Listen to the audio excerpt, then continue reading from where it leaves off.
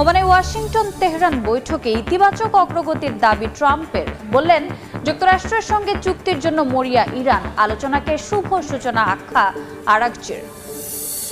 Obama দম্পতিকে নিয়ে ট্রাম্পের বর্ণবাদী post উত্তপ্ত মার্কিন রাজনীতি। তোপের মুখে সরিয়ে ফেলল হোয়াইট হাউস। ক্ষমা না চাওয়ার ঘোষণা মার্কিন প্রেসিডেন্টের। সময় বেঁধে দিয়ে বিমান হামলা, গাজায় আশ্রয়কেন্দ্র ভবন গুঁড়িয়ে দিল ইসরায়েল। যুদ্ধবিরতির কার্যকারিতা নিয়ে প্রশ্ন, সুপেয় পানির সংকটে স্বাস্থ্যগত বিপর্যয়ের শঙ্কা। ইউক্রেন যুদ্ধ বন্ধে রাশিয়ার সঙ্গে বৈঠকে প্রস্তুত ইইউ। দাবি জার্মানি, রুশ তেল রফতানিতে সামুদ্রিক সেবা নিষিদ্ধের প্রস্তাব। শান্তি আলোচনায় বাধ্য করতেই পদক্ষেপ। গাজায় যুদ্ধবিরতির মধ্যেও থেমে নেই ইসরায়েলি বর্বরতা। আধা ঘন্টা সময় বেঁধে দিয়ে খান ইউনিসে আশ্রয় কেন্দ্রে বিমান হামলা চালিয়েছে নেতানিয়াহু বাহিনী। এতে ভবনটি পুরোপুরি ধ্বংস হয়ে গেছে। একই দিন গাজা সিটির জৈতুন এলাকাতেও হামলা চালায় দখলদাররা। এ অবস্থায় যুদ্ধবিরতির কার্যকারিতা নিয়ে প্রশ্ন উঠছে। এদিকে সুপেয় পানির তীব্র সংকটে ভুগছেন গাজা সিটির বাসিন্দারা। গাজায় যুদ্ধবিরতি কার্যকর থাকলেও থেমে নেই ইসরায়েলি বর্বরতা। স্থানীয় সময় শুক্রবার ভোরে দক্ষিণ গাজার খান ইউনিসে একটি ভবনে বিমান হামলা চালায় দখলদার বাহিনী। এরপর এলাকাটি পুরোপুরি বিদ্যুৎ বিচ্ছিন্ন হয়ে পড়ে। বাসিন্দারা জানান, হামলার শিকার ভবনটি স্থানীয় একটি স্কুলের বিপরীত পাশে অবস্থিত, যেখানে আশ্রয় নিয়েছিলেন উপত্যকাটির বাস্তুচ্যুত মানুষ। আধ ঘন্টার মধ্যে বাড়িটি খালি করার নির্দেশ দেয় নেতানিয়াহু বাহিনী। এরপরই সেখানে হামলা করা হয়। একই দিন গাজা সিটির জৈতুন এলাকাতেও একটি ভবনে হামলা চালায় ইসরায়েলি সেনাবাহিনী। এতে ভবনটি পুরোপুরি ধ্বংস হয়ে যায়। কোনো ধরনের প্রমাণ ছাড়াই সেখানে হামাসের অবকাঠামো ছিল বলে দাবি করে দখলদাররা। তবে হামলার আগে ভবনটি খালি করায় হতাহতের খবর পাওয়া যায়নি। এ পরিস্থিতিতে গেল অক্টোবরে হওয়া ইসরায়েল হামাস যুদ্ধবিরতি নিয়ে প্রশ্ন উঠেছে। অন্যদিকে গাজা সিটিতে তীব্র হচ্ছে পানির সংকট। প্রধান সরবরাহ লাইন ক্ষতিগ্রস্ত হওয়ায় লাখো মানুষ নিরাপদ পানির উৎস পাচ্ছেন না। স্থানীয় কর্তৃপক্ষ জানায়, শহরের 85% বেশি এলাকায় নিয়মিত পানি সরবরাহ বন্ধ হয়ে গেছে। মানবিক সংস্থাগুলো সতর্ক করে বলছে, নিরাপদ পানির সংকট দীর্ঘমেয়াদে মারাত্মক প্রভাব ফেলতে পারে। এদিকে ইয়েমেনের রাজধানী সানায় ফিলিস্তিনের পক্ষে বিক্ষোভে অংশ নেন হাজারো মানুষ, যাদের বেশিরভাগই হাউথি আন্দোলনের সমর্থক। ফিলিস্তিনিদের প্রতি সংহতি জানাতে শহরের সাবিন স্কোয়ারে সমবেত হন তারা। এ সময় গাজায় ইসরায়েলি হামলার বিরুদ্ধে স্লোগান দেন বিক্ষোভকারীরা। সামরিক উত্তেজনার মধ্যে আলোচনার টেবিলে বসেছে ইরান ও যুক্তরাষ্ট্র। ওমানে পরোক্ষ আলোচনায় অংশ নেন দুই দেশের উচ্চ পর্যায়ের প্রতিনিধি। বৈঠক ইতিবাচক হয়েছে বলে মন্তব্য করেছেন ইরানের পররাষ্ট্রমন্ত্রী।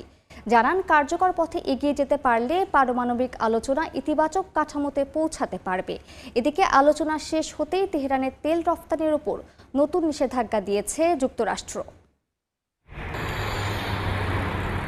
ইরান যুক্তরাষ্ট্রের সামরিক উত্তেজনার মধ্যেই আলোচনার টেবিলে দুই দেশ। স্থানীয় সময় শুক্রবার ওমানের মাস্কটে শেষ হয়েছে দুই দেশের কর্মকর্তাদের পরোক্ষ আলোচনা। ইরানের পক্ষ থেকে বৈঠকে অংশ নেন দেশটির পররাষ্ট্রমন্ত্রী আব্বাস আরাকচি। আর যুক্তরাষ্ট্রের পক্ষে ছিলেন মার্কিন প্রেসিডেন্ট ডোনাল্ড ট্রাম্পের জামাতা জ্যারেড কুশনার ও উপদেষ্টা স্টিভ উইটকফ।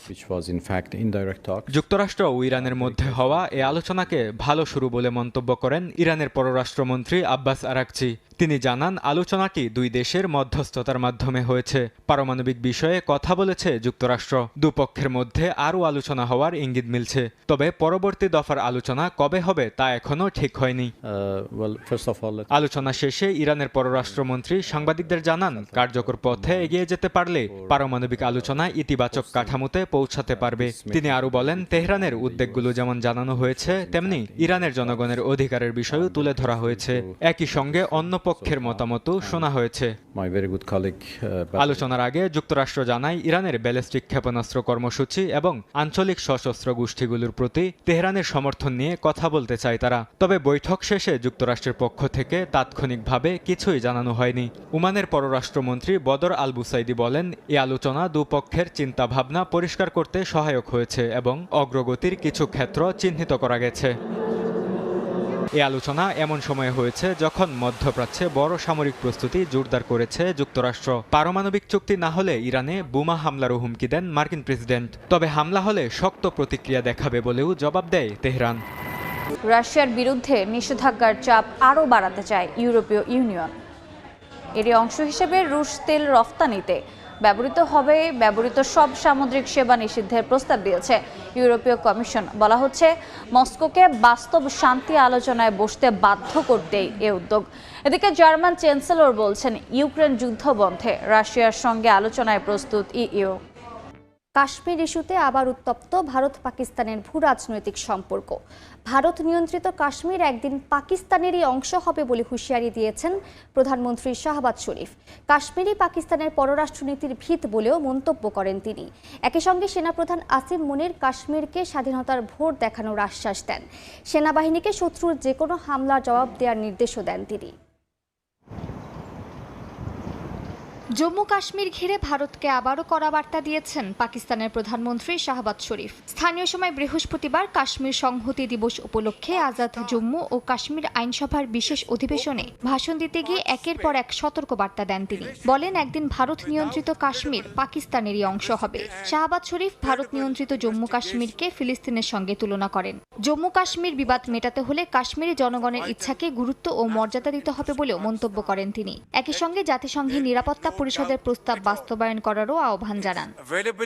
পাকিস্তানের প্রধানমন্ত্রী বলেন, লজ্জাজনক পরাজয়ের পর ভারত আবারও তার প্রক্সি বাহিনীর মাধ্যমে পাকিস্তানের সন্ত্রাসবাদ চালিয়ে যাচ্ছে। নয়াদিল্লি যতক্ষণ না তার আগ্রাসী, সম্প্রসারণবাদী ও আধিপত্যবাদী নীতি পরিত্যাগ করবে, ততক্ষণ দক্ষিণ এশিয়ায় টেকসই শান্তি প্রতিষ্ঠা সম্ভব নয় বলে দাবি করেন তিনি।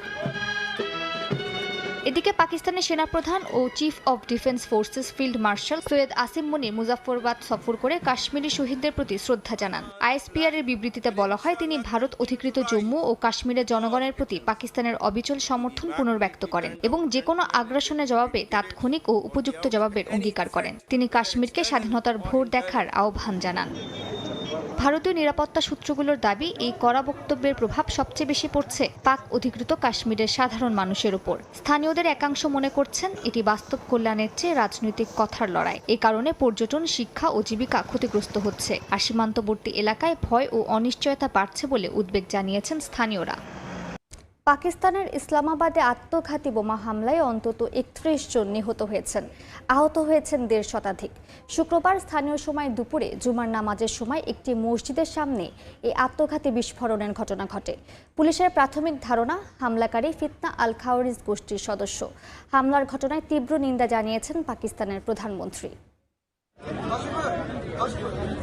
পাকিস্তানের ইসলামাবাদের তারলাই কালান এলাকার খাদিজাতুল কুবরা ইমামবাড়ার একটি শিয়া মসজিদ। শুক্রবার জুমার নামাজ চলার সময় সেখানে ঘটে ভয়াবহ বোমা বিস্ফোরণ। হতাহত হন বহু মানুষ।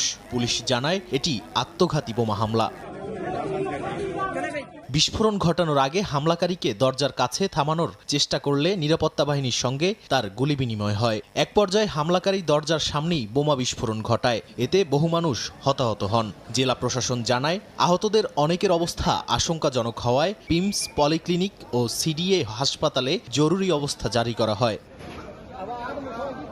ঘটনার পর পুরো এলাকা ঘিরে ফেলে পুলিশ, রেঞ্জার্স ও সেনা সদস্যরা। রাওয়ালপিন্ডি পুলিশকে রাখা হয় উচ্চ সতর্ক অবস্থায়। শহরের বিভিন্ন মসজিদ ও ইমামবাড়ায় নিরাপত্তা জোরদার করা হয়। পুলিশ বলছে, হামলাকারী ফিতনা আল খাওয়ারিজ গোষ্ঠীর সদস্য।